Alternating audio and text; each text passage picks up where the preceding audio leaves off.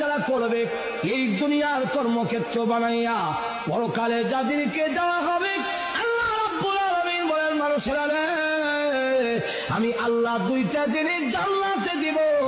এক নম্বর হলো স্বাস্থ্যের কোনো সমস্যা নাই, আর তোমার ডায়াবেটিস থাকবে না, তোমার বহুমূত্র থাকবে দূরের কথা, বেশি বেশি তুমি পেশাব করতা, ইটা থাকবে দূরের কথা, তোমার কিন্তু আর মুতই থাকতো না, মুত উঠে যাবে, পায়খানা নাই, সবগুলো হজম হয়ে যাবে, গ্যাফুর দিলে শেষ হয়ে যাবে, স্বাস্থ্যগত দিক থেকে কোনো দুর্বলতা নাই।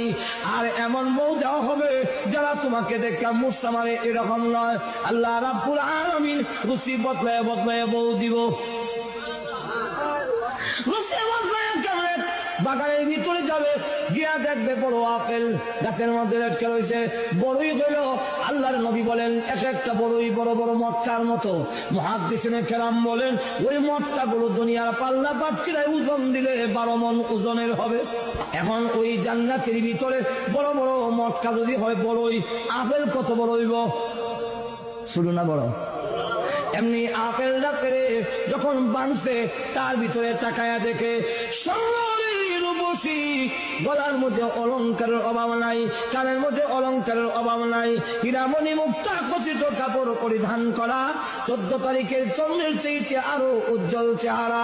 একজন বউ, একজন হুরপুরি ওই আপেলের ভিতরে ঘুমটা দিয়া বসা আছে। এইভাবে দেখা গেল। এমনি বলবে এই আপেলের ভিতরে সুন্দর বউ, সে চমকা উঠবে। আপেলের ভিতরে মহিলা দেখা যায়, এমনি আল্লাহ ডাক দিয়ে বলবেন, বান্দা রে, ভয় করিস না, তুই ডরাইস না, চমকে উঠবি না, আমি আল্লাহ ইরা আপেলের সাথে তোমাকে পুরস্কার দিয়েছি।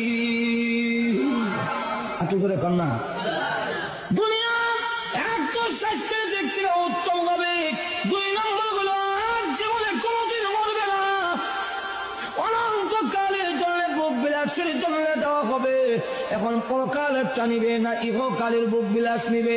যদি ইহকালের নিতে চাও, আমি আল্লাহ তোমাকে মেধা দিছি, বুদ্ধি দিছি, তোমার বিবেচনার উপরে ছেড়ে দিলাম। এখন থেকে অন্য প্রাণীরা আল্লাহর হুকুম না মানলে লগে লগে সাথে সাথে আল্লাহ দরিলায় গাছের জবান থেকে যখন আল্লাহর জিকির বন্ধ হয়ে যাবে, তাফসীরের কিতাবে লেখে গাছের মরণ হয়ে যায়। নদীর জবান থেকে যদি আল্লাহর বিধান ভুলে যায়, ওই নদী মরা নদী হয়ে যায়, স্রোত আর চলে না। যে পাখির জবান থেকে আল্লাহ